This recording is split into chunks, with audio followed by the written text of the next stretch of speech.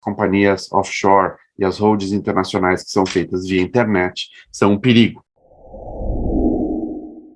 Então, hoje eu quero falar um pouquinho mais para você sobre as companhias offshore, holdings internacionais.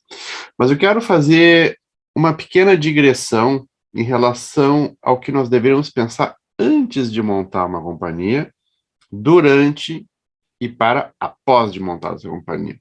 Então, eu vou dividir entre o que devemos fazer e o que não devemos fazer.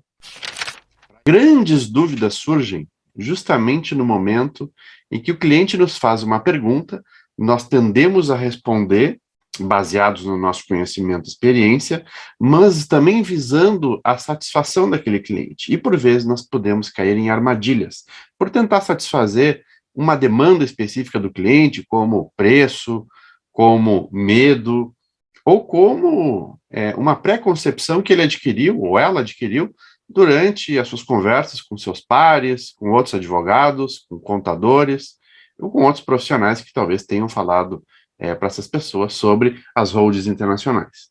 Vamos começar pelo o que não devemos nas holdings internacionais. O primeiro enunciado que eu gostaria de falar para vocês é: não existe nada que seja seguro para sempre.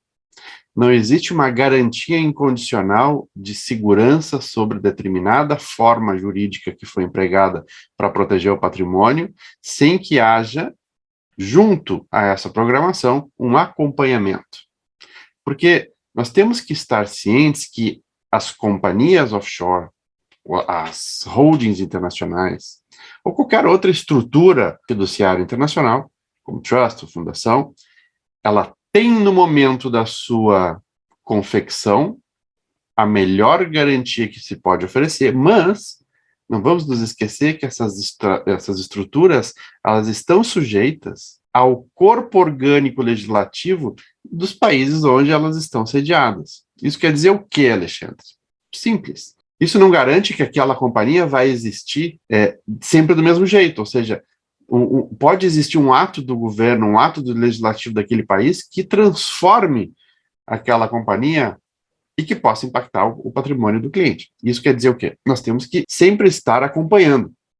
Por isso que, quando o cliente engaja um profissional para que se monte uma estrutura, ele não está só adquirindo uma companhia offshore. Por isso que eu sou contra que as pessoas façam as companhias offshore pela internet, porque elas não vão ter o respaldo jurídico do negócio, ou seja, depois que está feito, está feito. E aí, quem acompanha? Como a pessoa vai saber se em BVI ou em Bahamas houve uma mudança legislativa que institui, por exemplo, que seja obrigatório o cumprimento de uma medida como a comprovação de substância econômica, ou então que houve uma mudança legislativa em relação à legítima naquele país, né? O forced heirship. Então, por isso, é extremamente importante que nós tenhamos muito claro, dentro do nosso trabalho de assessoria para os clientes, para as famílias, que vai haver um acompanhamento. E isso pode ser estabelecido, claro, através de um contrato de prestação de serviço, que a revisão ou está incluída nos honorários propostos, ou que vai ser revisada a cada 6 meses, 1 ano, 2 anos, e que isso vai ser remunerado de acordo. Então, assim, não existe segurança absoluta no momento que não há um acompanhamento. Por isso que o engajamento de um profissional que entenda e conheça ou tenha acesso a pares que possam prover esse tipo de update é extremamente importante. Então, por isso, as pessoas sempre devem estar orientadas por um profissional que tenha conhecimento, acesso e network na área. A questão do controle. Né? O cliente latino-americano, em geral, ele tem um grande medo de perder o controle dos bens. Agora, como nós estamos falando aqui de holdings internacionais, sempre vai haver a possibilidade de ter o controle e vai haver um efetivo controle. Controle nós temos que vislumbrar, não do ponto de vista técnico da administração da estrutura, mas sim nas questões sucessórias, ou de quem está ou não com aquela pessoa dentro da companhia. Por vezes, nós queremos proporcionar não só vantagens de cunho fiscal, mas também vantagens do ponto de vista sucessório. Então, muitas vezes, e é muito comum, nós recebemos pedidos de, por exemplo, de casal, onde um dos cônjuges apenas quer ser o diretor, para que o outro não precise pagar 200, 300, 400, 500 dólares por ano a mais para constar como diretor. Então, nós temos que vislumbrar o controle do ponto de vista de previsão do que pode acontecer com aquele patrimônio caso um dos cônjuges faleça ou não tenha mais condições de gerir. Porque se por acaso nós temos um casal onde apenas um dos cônjuges assume a diretoria de uma companhia, de uma holding, no momento em que esse não mais está por aí, o sobrevivente vai ter que entrar com um processo de inventário na jurisdição local.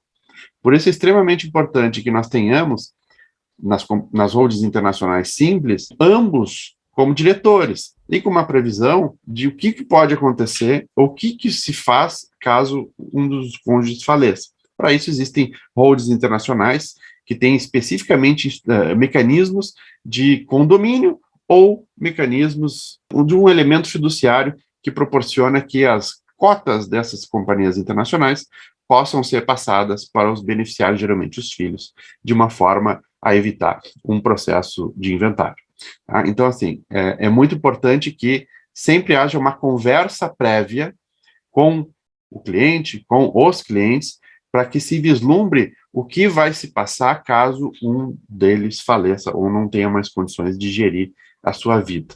Tá? Por isso, mais uma vez, que as companhias offshore e as holdings internacionais que são feitas via internet são um perigo, porque não se aponta esse tipo de situação. Agora, um outro elemento que é um pouquinho mais escorregadio, sobre a escolha da jurisdição, né, de não escolher jurisdições exóticas. Por quê? Uma jurisdição exótica, ou seja, uma jurisdição que não tem tradição, que não tem um cometimento com toda a legislação internacional de conformidade contra a lavagem de dinheiro, contra apoio ao terrorismo, tráfico de armas, tráfico de drogas, essa jurisdição pode criar muito rapidamente, dependendo do tamanho do Estado e como aquele Estado é gerido, pode criar muito rapidamente um tipo de legislação feita especificamente para uma determinada situação. Digamos agora, vou dar um exemplo muito atual. Digamos que uma jurisdição exótica, num lugarejo no Pacífico, né, uma ilhota no Pacífico,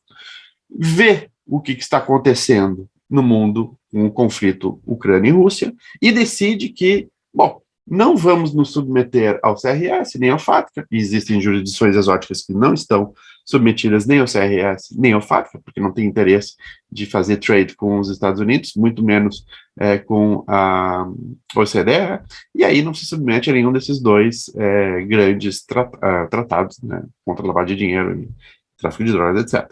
Então, essa jurisdição menor, sem tradição, oportunista, cria uma legislação que atende aos fins precisos dessas pessoas que têm sanções hoje e não podem comercializar ou abrir conta em lugar nenhum, estão inclusive excluídos do SWIFT, têm seus bens tomados onde quer que eles estejam.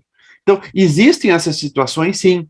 Então, por isso que mais uma vez, eu reforço, vão para as jurisdições clássicas, as jurisdições onde tudo é regulamentado e em conformidade, para que você não caia na armadilha de, por uma suposta atratividade para resolver um problema, que às vezes o problema não é seu, o problema é do seu cliente, e o seu cliente está querendo contornar uma situação que você talvez não saiba e procurar uma solução rápida e miraculosa.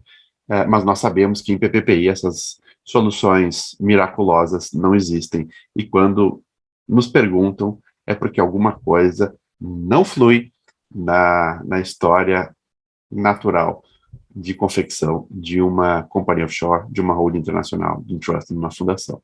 Eu espero que vocês tenham apreciado esse vídeo. Se vocês quiserem fazer qualquer comentário, enviem uma mensagem para nós, põe o seu comentário aí embaixo, nos comentários, que nós teremos o maior prazer em poder ajudar e solucionar quaisquer dúvidas que você possa ter.